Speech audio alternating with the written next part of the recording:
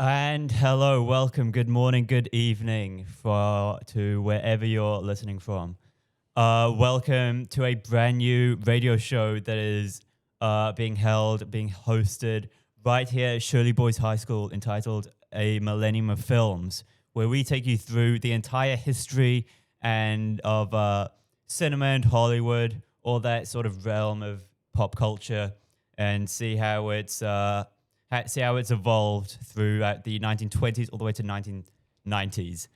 My name is Seth Walls. I'm here with my co-host, Seth Shipley. You want to give us a little introduction? G'day, I'm Seth. I will be your games master for this thing. I'm a film buff. I love films. And Seth Balls is the reason I'm all the way into films, and I'm pretty excited to be here. Thank you. So this is episode 1. We'll be going over the 1920s and 30s in this episode, but episode 2 we'll go over the 1950s, 1960s, and 1970s, and finally episode 3 will be the 1970s, 1980s, and 90s. Also, we know that a millennium of film, or a millennium, is 1,000 years, and this is, I guess, only a century, but we have just titled that just to fit in with our brand, as myself and Seth Shipley have made a couple films in the past, and we've got a little production company, I guess, collaboration between the two of us called Millennium Films. So just title that to fit in with the brand. Don't want to have any call-ins calling us idiots, but just to get that out of the way, you know. Even though they wouldn't actually be wrong if they said that. Yeah, that's true. But to kick off every episode, to set the tone for every episode, we've got Seth here with a little quiz about the selected decades. So I believe here it's a blindly ranking quiz. Is that correct? Yep. So the first quiz is blindly rank these 5 films. And our first one here is All Quiet on the Western Front. All Quiet on the Western Front. Indeed. That's a really good film. 1921, I want to believe. I think it is amazing. Obviously, it's like monumental how it was made. But it's not one that I would want to revisit. It's not as much of a favorite as it is a best kind of film, you know?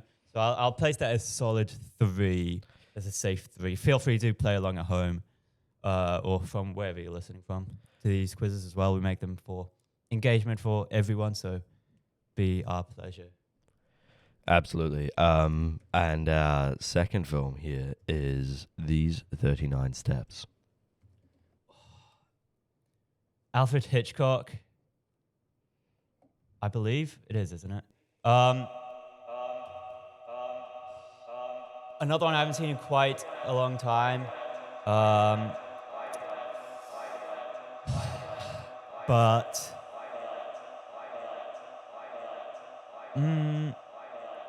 I think it is really good. I'll put it. I don't know if it's above All Quiet though. There's a lot of good films from this era. I'll put it 4. That might be insane, but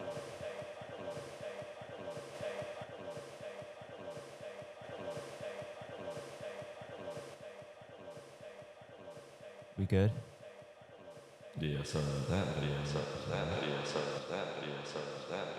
Having a bit of recording issues over here, but yeah, sorry about that, folks. Just the way presets are working was weird. Yeah. So These 39 Steps, absolutely, I agree with that spot. The next one is The Wizard of Oz. Okay, here we go.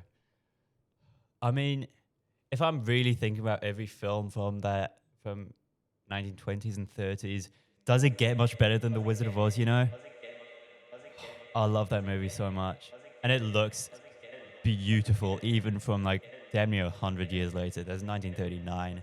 I don't know how they pulled that off. Yeah, give me 1. You're not getting any better than The Wizard of Oz. Come on now. Yeah, that's fair. And one that I really like, actually, that I recently watched, funnily enough, for the first time, Frankenstein. That's fine at 5.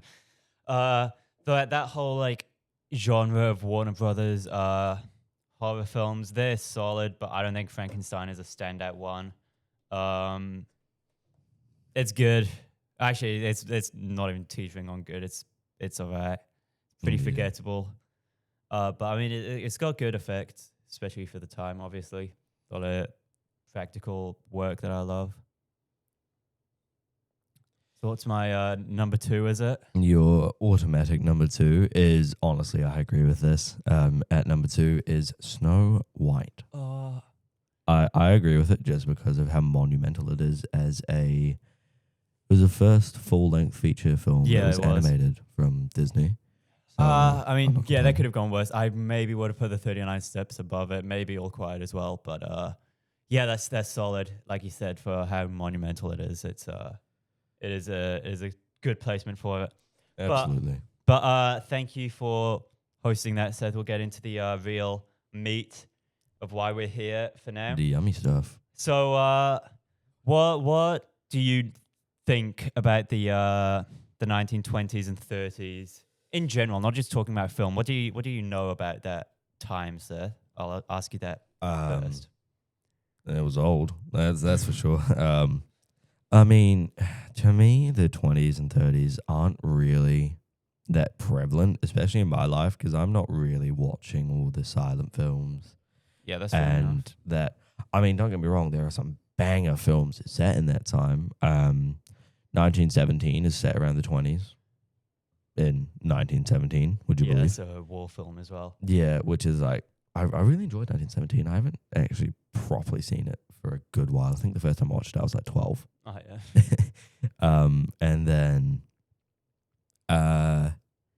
what else did I watch? I think Babylon is also a really good film that was set in the 20s. That is a great film to like understand the time period. It was really underrated too. It is. I love Babylon. I love Tobey Maguire in Babylon. Yeah, he was amazing. Yeah. But obviously we'll start with the 1920s. Obviously, then we move into the 30s. But this is what we know as the Roaring Twenties, coming straight off of World War One. The American victory, American and Western culture was at an all-time peak. We did also have the Great Depression come in, but that was towards the end of the decade, rolling into the 30s. So it really was a time for a cultural change, and a lot of this was due to film. It was making major landmark changes to how we consume media. Because before the 1920s, film was much more of a science, I would say, than an art form. So in the 1920s, we really saw stories being told through film, instead of trying to make the most, or like get the best frame rate or the coolest, practical effects. And so the 1920s, like I said, really grew into its own art form. Stories were being told with characters, scripts were being used, and as well as maintaining that sort of new sort of science sort of aspect of it. So the majority of films, as we know, were silent films. So that included no talking. All the major dialogue, the crucial dialogue, were told with these cue cards, which I'm sure you would have seen before. And obviously an orchestra being played behind the film as well. The term feature film was created as films were averaging around 90 minutes long because, like I said, obviously stories were much bigger, bolder stories were being told. And so the short film formula was not sustainable, was not sufficient. So this really marked a clear artistic evolution from the much shorter films from before the decade. Just let me know if there's any hold-ups. Yeah, we'll do. Yeah, I definitely agree with the whole fact that it's I think feature films are one of the best things that could ever happen to film. Because Absolutely. while short films are still banging as films, like, don't get me wrong, they're beautiful. I love short films. I love making short films. I love watching short films. There are a lot of short films that are really good. The first one that comes Have to you my ever mind. seen? Wait, sorry to interrupt. Have you ever seen any films from like the 1910s or 1900s even? Short films, at least. I can't think of any. I want to say Steamboat Willie, but I know that came out in like 1928. Yeah, So yeah, good. can't really say that one, can I? But thinking of like films that I've watched, like short films, some of the newer ones, like one that comes to mind is Bow. That one. Oh yes, yeah, the Pixar one. Yeah, that one was really good. And all those short films are really good. Yeah. Well, Pixar is, I'd say, what people know short films for these days. At least those audiences that aren't really into film that much, but still, nonetheless. Going back to the 1920s, though. Yes. Wait. Yeah. 1928's Steamboat Willie did become the first animated film with sound and started the Disney monopoly. So you were right about that one. Yeah. But these films offered social commentary, which allowed them to be viewed less as a moving image, but more as an expressive piece of art. So art, as we know, usually comes with its messages, and film was no different. Films touched on the themes of, westernization, moving on past the war. A lot of war films were being made, though, to, because the war was still pretty fresh. But yeah. And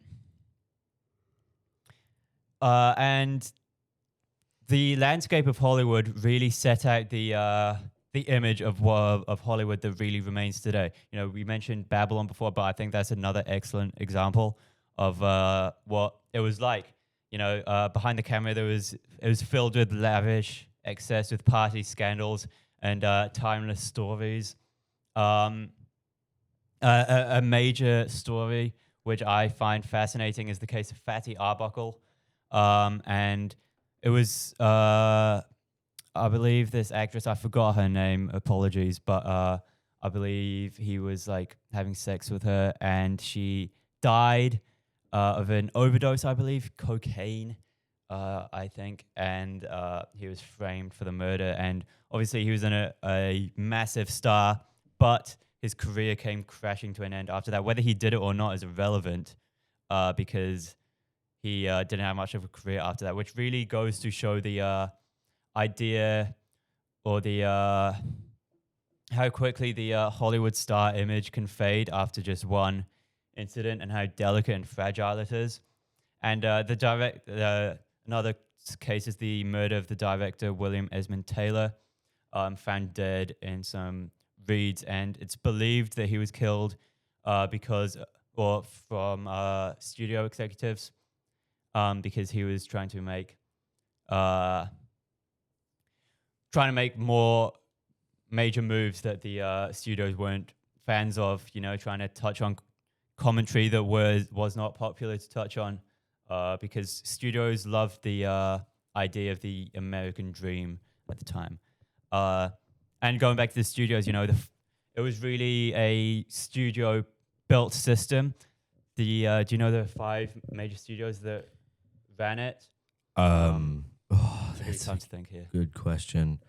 Off the top of my head, I would think 20th Century Fox. That was one, yeah. It was Paramount Pictures, Warner Bros. Yep. Oh, I can't think of the other 2. There's 2 more. It's like MGK. No, that's Machine Gun Kelly.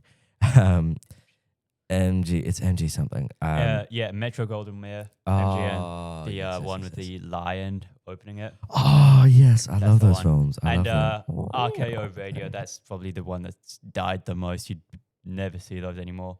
They might have been Yeah. bought by another one, but that's not something I'm educated well on. Absolutely.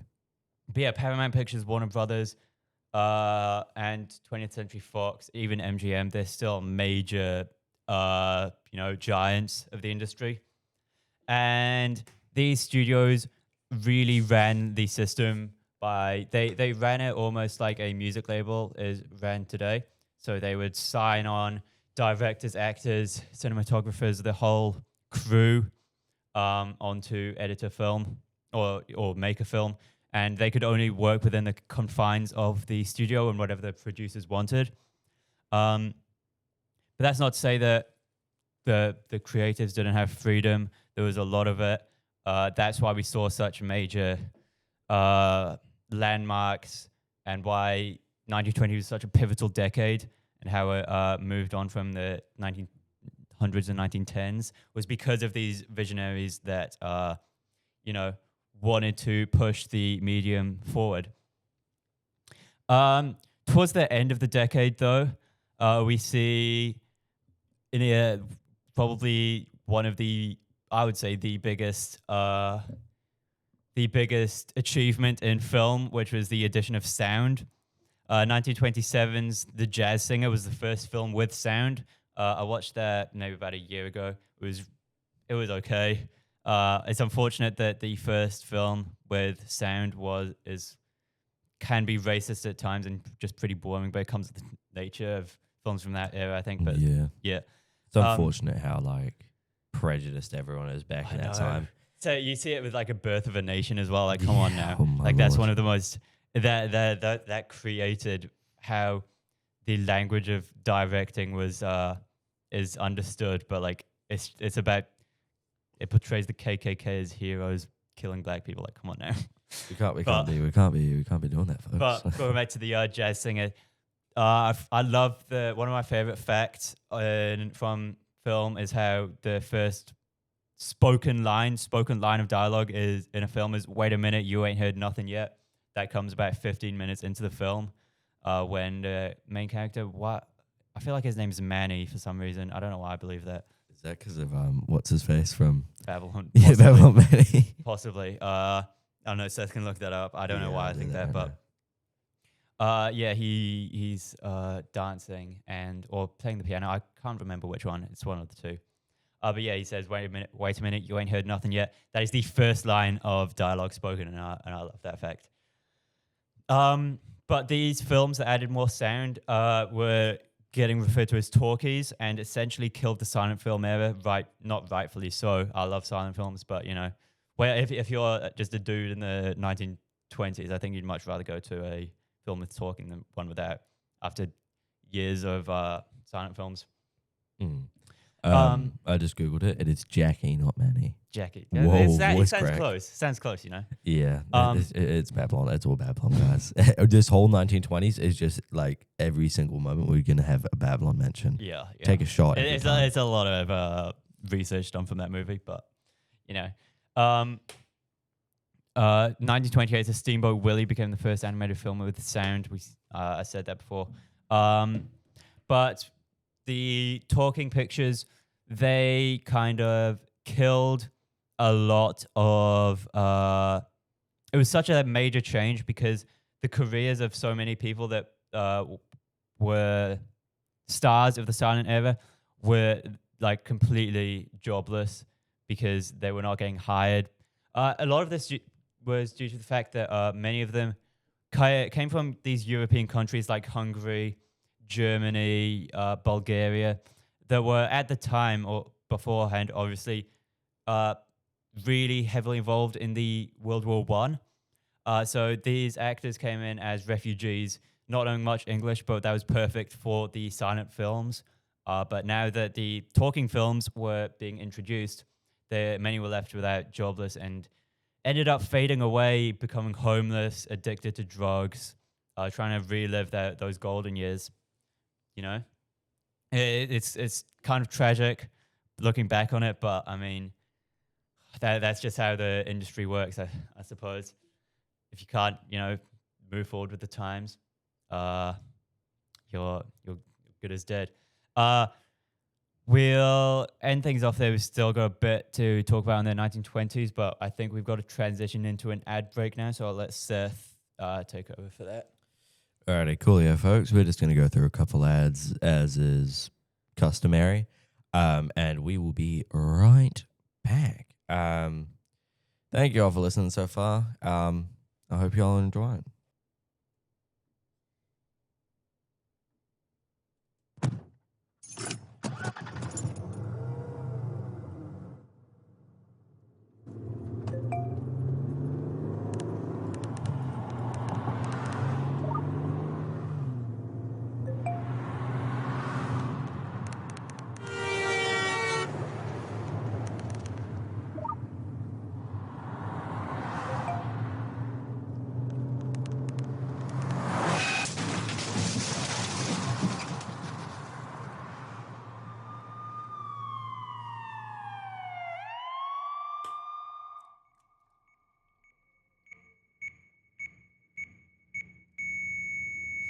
These are the sounds of someone taking their eyes off the road. Texting while driving is more than distracting. It's dangerous. Do yourself a favor. Do us all a favor. When you're on the road, stay off the phone. A message from CTIA, America's wireless companies, and the National Safety Council. Can you look under the bed? Make sure there aren't any monsters. Evil Dead Burn. Good night, Mo. Save up to $10 on Lake Compounds tickets when you buy online. The fun you share together is unforgettable. Like Daniel Tiger's new show, Gorific Day. Visit lakecompounds.com. Unforgettable. American Ladders and Scaffolds. Deal with the experts. Scaffolding rental and setup. Installation of truck racks, Lear truck caps, tonneau covers, and van shelving. Fall protection. Ladder and scaffold training and inspections. Little Giant Ladders. Custom access ladders and guardrails for commercial buildings. American Ladders and Scaffolds. Delivery everywhere, every day. American Ladders and Scaffolds. We take you higher. We take you higher.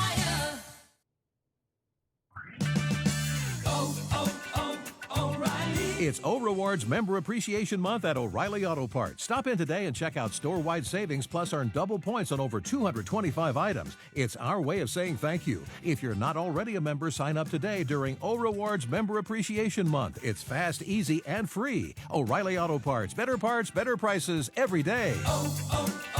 O'Reilly Auto Parts.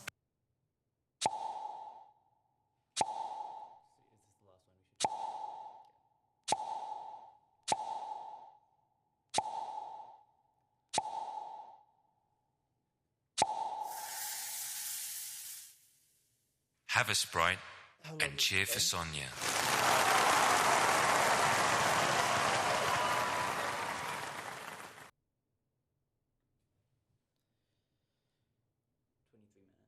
And we are back after the ad break, folks. Hopefully they weren't too boring. Apologies for those.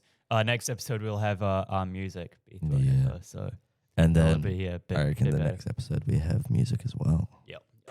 Treat Sounds- y'all. Sounds like a plan. But so yeah, before we got interrupted there, we were talking about how the image of the Hollywood star would fade for these war refugees that came in to act in silent films as the talkies were introduced. But to sum up the decade, we can really say that the 1920s, while the quality of the films wasn't, there were some amazing pieces, but a lot of them have been almost forgotten at this point. I think it was such an important decade because film really grew as an art form more than anything, with social commentary, new famous like faces. I haven't even touched on that yet, but like Charlie Chaplin and Buster Keaton, they were massive during this decade. And it really, felt like times were changing, and the industry as a whole was becoming this almost legend, this myth that people from all over the world wanted to come and join Hollywood. And obviously, for some, that wasn't realistic. But the 1920s was something to behold. Really monumental. Okay, did you have any final thoughts? Final say, Seth? No, not really. It's a good film. Good film, good decade. Good films come out of it. I think Nosferatu was one of the more influential films that I remember from then. Megalopolis as well is a Megalopolis, amazing. yes. And before...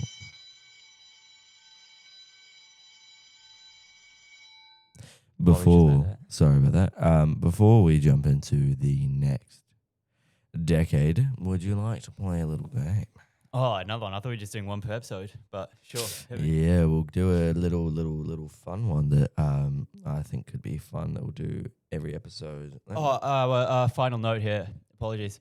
Just to go back, was the first Oscar ceremony was held on the 16th of May, 1929. So the Oscars really, brought in full force that films were something to stay and something to be remembered and an achievement to really be thought about. And obviously they've been running, I believe, every year since 1929. I don't believe there's a year that was missed. There's even one during 2020 when COVID was full force. But yep, that's what we've got for 1920s. Obviously, there is a lot more to talk about, but we are short on time here, and we do need to get the ball rolling. Are you still setting that up, Seth? Do I need to yeah. throw in a bit more filler words? Yeah, do some filler words, do some buts and ums. Okay, so the 1920s. There's not much more I can say that I haven't already said in terms of summing up the decade. It's just really hard to imagine and it's easy to underestimate what a time to be alive it was. Yeah. Alrighty. Here we go. Lucky I was nice and fast. Alrighty. So clue number 1, and this is for points. Do I need to guess a film? Or Yeah, you need to guess a person? film. Okay. From the 1930s or 1920s. Okay. So there's a point system. You get on the first clue, you get 5 points. Get on the second clue, you get 3 points. Get on the third clue, you get 1 point. And if you don't guess it, you get no points. Okay. And you don't get a fun fact if you don't guess it. Okay. Well, you're just going to be left in suspense. And it'll make you take your headphones off. So I can tell the listeners. I'm going to walk out. Yeah, alrighty. Right, here we go. So, released in 1927, this sci-fi epic was the most expensive silent film ever, nearly bankrupting its studio. This not Megalopolis again? Again? Or like when we just talked about it just before? It's Metropolis, yeah. Metropolis, yeah, that's the one. Megalopolis was the Francis Ford Coppola one. Have I been saying that the whole time? Yeah. It's Metropolis anyway, my apologies. Yeah, it's Metropolis. It's Metropolis. Yeah, Megalopolis is the film from 2024 that wasn't too well received. But was it Metropolis? It's Metropolis, yeah. Oh, damn it. Thank you. Thank you. Disappointed in yourself. Didn't make that harder. Yeah. I saw German and I'm like, I'm not saying German because then you'll get it like that. Yeah, so here's a little fun fact. The original cut of Metropolis was actually lost for decades because it was heavily censored and edited after its premiere. It wasn't until 2008 that a complete print of the original cut was made in Argentina. Huh. Did not know that. Yeah. Yeah, so it took nearly 100 years. It was Like it's censored for. I did watch Metropolis. Did you watch like the maybe uncut a version, little the over original? a year ago now. But yeah, coming from the German cinema at the time, created a lot of themes of communism. I believe that's why it was censored. Yeah, that and like it was kind of like overtly sexual, which was a bit. It could have been. But yeah. Thank you for the little. Thanks for that, Seth. You are very welcome, my friend. Okay, so going into the 1930s now. There's not too much change from the 1920s, in terms of culture at least. Going to the movies was still seen as an event. and movies were shown in these large fancy theaters, similar to how stage plays are shown today, with often an animated short to introduce them. So, we touched on the Pixar shorts a little bit earlier, but the animated shorts was a little tone set. It's quite.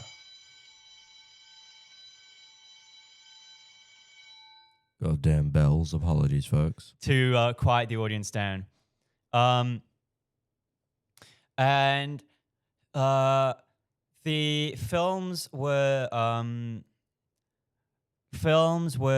sort of shown in a way that were depicting themes very specific to the time period. In the 1920s, we saw a big boom of a large variety of films. We saw a lot of horror, we saw a lot of sci-fi, we saw a lot of war and drama pieces, a lot of comedy as well. But in the 1930s, it was much more centered around romance and comedy, I would say. A lot of this was to help many get through the Great Depression and to provide an escape through the big screen. But, do you not have any socks on? I have socks on. They're ankle socks. I just looked down and I saw this guy's knees to his heels. My knees to my heel. Brother, I have ankle socks on. I didn't have any other socks this morning. Whatever. Leave me alone, dude. That was distracting. I couldn't not point that out. Oh, sorry. Did the ankles get you? Or do you need sensor bars? Yeah. Okay, sorry. Where was I? So the Great Depression, obviously not a fun time. A lot of economic distress during that time period, and films were a good escape for that. Shut up. Going to see a movie only costs 25 cents, which, and adjusted for inflation, is around only $6 in today's day and age, American dollars, that is. 25 cents? 25 cents. Are you joking? $6. $6. Brother, if I could go to the movies for $6, I would not leave. I know, right? I would actually pay like $24 and stay there for the whole day and just sleep. Mm-hmm. I'd watch the Paw Patrol film 4 times. I'd pay $24. That's what I pay now to watch one for Elio. I know. Oh, that film was horrible. I haven't actually seen that. That's like no, don't. I downloaded it for the trip I'm about to go on, actually, so I might watch it on the plane. But yeah, so films were a family event to an escape, a big day out as well. Instead of today, where going to the cinema is only really it's expensive and it is probably the main event that you do in a day, but it's not like the highlight of your week. In the 1930s, going to a film with your community, with a large group of people, mostly a sold-out audience, was really something that can't be replicated. In terms of innovation, no, what's it called? Inventions. Innovations. From the 1930s. We saw the sound, really, really come into the mainstream now. If it wasn't already in the 1920s, it definitely was in the 1930s. Silent films were extinct, and even if there were odd couple being made, there would be at least a couple lines of dialogue that would be spoken. Yeah. And films were using sound and now at this point color to help elevate the stories being told. So instead of just looking and sounding pretty, they really elevated and added a lot to the narratives that were being told. The language of cinema was being used and manipulated in ways that seems like commonplace now, but back then was really special. And many of the stars of the silent era faded into obscurity as talkies of the new normal. So touched on that a bit before, but these actors, and even directors, they struggle to come to terms with the new invention. Yeah, you'd think a lot of the actors would have been refugees and stuff from all different countries like Colombia, bloody Mexico, those areas. That's right. And they would have had like not the greatest English because, well, they would have spoke, Spanish, Yeah. not Mexican, Spanish. And it would have just been difficult because learning another language, as a dude who is learning Spanish, like it's difficult. Yeah. So learning a whole other language must be a pain in the butt. I know, right? Especially when English is just like Greek, yeah, Latin. isn't it like one of the hardest languages to learn from scratch? Oh no, that's I'm pretty sure it's Arabic, Chinese, or Mandarin rather, and English. Just because English is a mix of French, Spanish, and like a little bit of Anglo-Saxons seasoned on top, or hiding in a trench coat. Oh, fun. Yeah, for sure. Anyway, a bit off topic there, but so yeah, and like the 1920s had sound, the 1930s had Technicolor. I know, right? Technicolor was invented in 1934, although due to high prices, wasn't used in the mainstream until 1939. I did a little science assessment on Technicolor back in year 9. If I can remember correctly. Yonks and yonks ago. Yeah, I know, right? Mr. McKee, what an op. Oh, an op? Yeah, I don't like Brother, Mr. our McKee. teacher's going to hear this. Don't be dissing Mr. McKee, bro. Oh, you're right, actually. Love that guy. But, gonna get bored off here. But yeah, Technicolor, I believe it was 3 strips of film reel, one in red, one in blue, one in yellow, the primary colors, and then when meshed together, it create the clear, full colored image. And then also, because film is still on reels, obviously, and like hand manually edited, a lot of color was even just used by like artists, just literally coloring in with paint the individual frames, which obviously would have been grueling, but I mean, look, amazing to this day. I think is it time for an ad break, or do you need a bit longer? Nah, it's all good. No need for an ad break now. Okay. I thought we were getting back to that time, but So yeah, give it like 5 minutes. The major films was The Wizard of Oz, Gone with the Wind, and Wuthering Heights. All of those came from 1939. In fact, I would say one of the best years for film history. It really, coming at the end of this 2-decade run, really felt like the combination and the magnum opus of everything that they'd been building up to,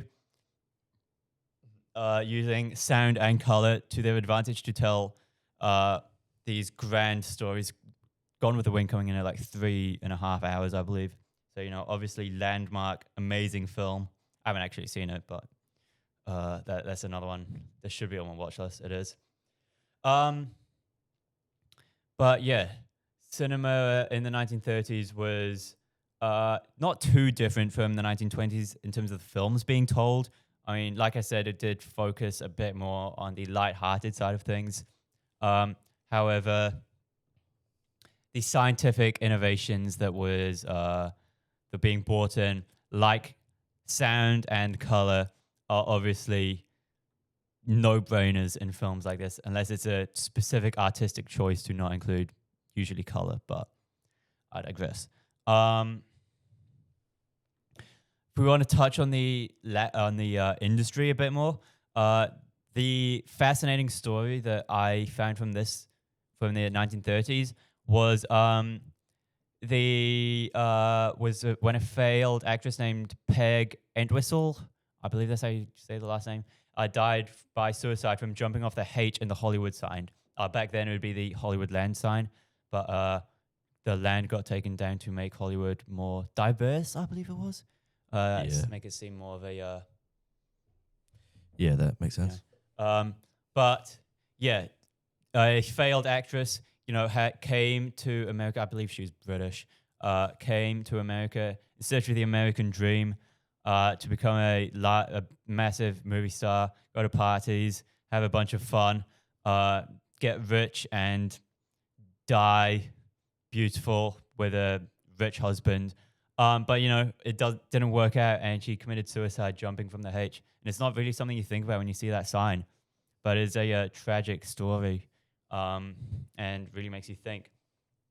The idea of the Hollywood dream was rampant, though only a few made it. So absolutely a tragic story, but fascinating one that really sums up the culture of the time. Yeah. From going from performing on bloody Hollywood Boulevard to falling asleep on Sunset Boulevard, it's insane. I know. Because I think the truth is that there are quite a few songs in it about like Hollywood and the Hollywood dream, and I think one that comes to mind is The Only Time It Rains in Hollywood, and it's basically just saying like the only time it rains is when someone cries. Huh? I don't think I've heard of that. No, you wouldn't have, because it's a very niche artist. Oh. Called Red Leather. Oh, Yeah. yeah. I love Red Leather. He's good, bro. Leave me alone.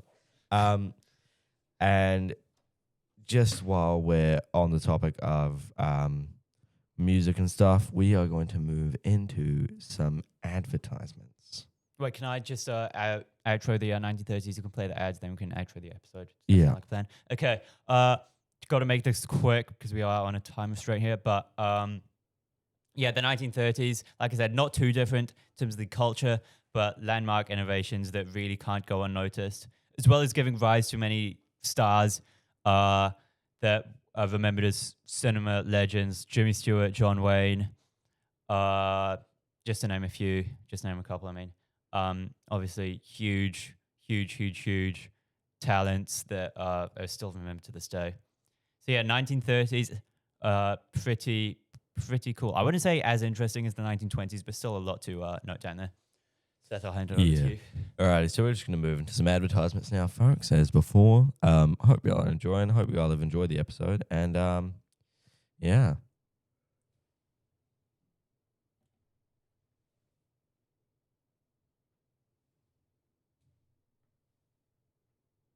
I know what you're doing. Sat there. In the car. In the office. On the sofa. I know what it is that you want to do. Go for a walk. Go for a jog. Or even a run. It all starts with what's in the box. Not the fridge. Just do it. Quiet, please.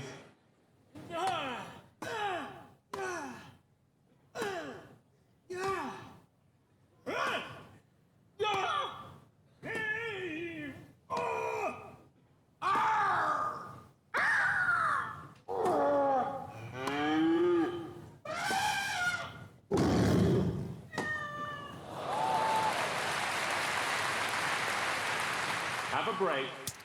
Have a Kit Kat. Oh, you haven't tried the KFC dunked wings?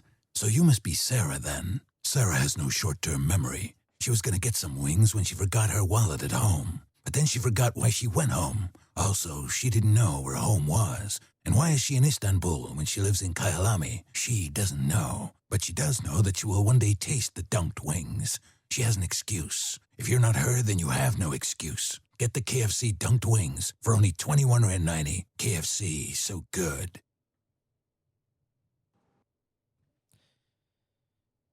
Those KFC wings sound pretty good round about now, Seth Bulls. I could go for some KFC right now, bro. I haven't had KFC in so long. Go-to. Actually, no, but the go-to. You know why? BK. Yeah. No, we're not going back to the Palms, BK.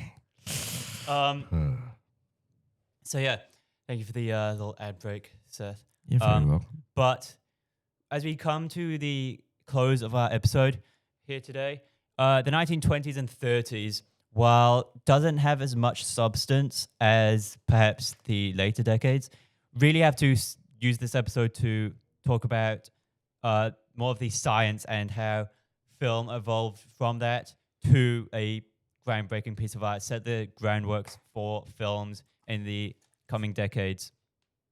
And when you watch a film from this time, it's not really perhaps the most entertaining. I find them entertaining personally, but that's just because I find them fascinating to watch. Yeah, thanks, mate. Yeah, I love you too, man.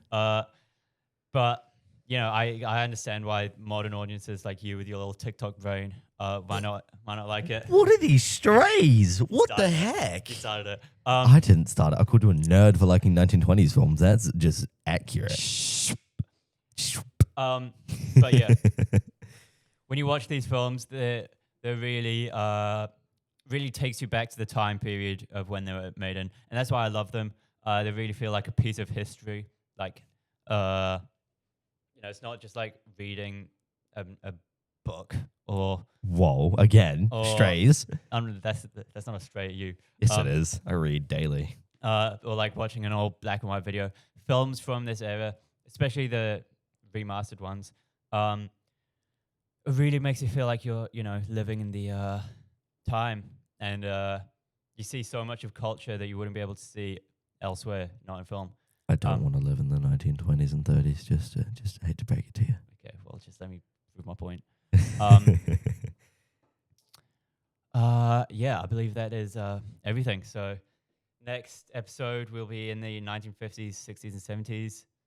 No, 1940s, 50s, 60s, and then episode 3 will be 70s, 80s, 90s. Which will have a lot more substance to cover in those. But not to understate how important what we've talked about previously. These decades are the turning point, and then the rest are building off that turning point. That is exactly what I'm trying to say. To build a strong building, you need a strong foundation.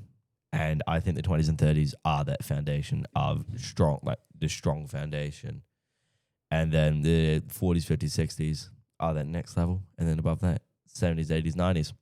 And then it all comes down in the 2020s. They built it way too tall and it fell down. Absolutely. But, I feel a second coming is imminent. The second coming. Oh, dear Lord. Brother, that makes it sound like Jesus Christ. Yeah, it will. That's what I say when I watch new Disney films. But yes, thank you so much for listening in if you have made it this far. I've been Seth Walls. He's been Seth Shipley. I have been? Nah, I've been Victoria Grant. But yes, thank you for making it this far, from listening from wherever you're listening from, and signing out now. All right, peace, folks.